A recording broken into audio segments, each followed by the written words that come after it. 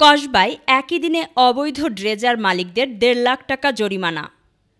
ব্রাহ্মণবাড়িয়া থেকে আশরাফুজ্জলের প্রতিবেদনে দেখুন বিস্তারিত।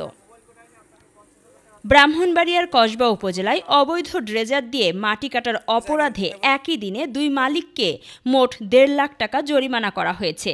শুক্রবার ৯ আগস্ট কুটি ও মেহারি ইউনিয়নে এ অভিযান পরিচালনা করেন কসবা উপজেলা নির্বাহী অফিসার মোহাম্মদ সামিউল ইসলাম।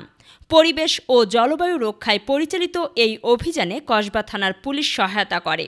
কুটি ইউনিয়নের জাজিয়ারা গ্রামে রাস্তার পাশে অবৈধভাবে ড্রেজার দিয়ে মাটি ভরাট করায় পরিবেশ সংরক্ষণ আইন ও বালুমহাল ও মাটি ব্যবস্থাপনা আইন ২০১০ অনুযায়ী এক মালিককে ৫০,০০০ টাকা জরিমানা করা হয়।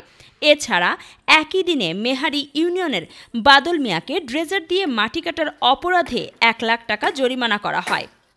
উপজেলা প্রশাসন জানিয়েছে, পরিবেশ রক্ষা ও অবৈধ ড্রেজার কার্যক্রম বন্ধে এ ধরনের অভিযান অব্যাহত থাকবে। এবং এই আদালত একই সাথে আপনাকে নির্দেশ দিচ্ছে এই ভদ্র মহিলার যে ক্ষতি হয়েছে ওনার যে ক্ষতিপূরণটা আর আরেকজন ব্যক্তির ক্ষতিপূরণটা আপনারা পুষিয়ে দিবেন এবং একই সাথে ওনাদের যে যদি কোনো কিছু ভেঙে থাকে যে ভাঙাটা এটা পূরণ করে দিবেন, সুন্দর করে লেভেল করে দিবেন, ঠিক আছে? আর এখানে যে রাস্তাটা আছে যাতায়াতের রাস্তাটা, এটা কারেন্টের খুঁটিটা এটা যাতে না ভেঙে পড়ে সুন্দরভাবে ব্যবস্থা করে দিবেন যাতে মানুষ স্বাচ্ছন্দ্যে চলাচল করতে পারে, ঠিক আছে? আমি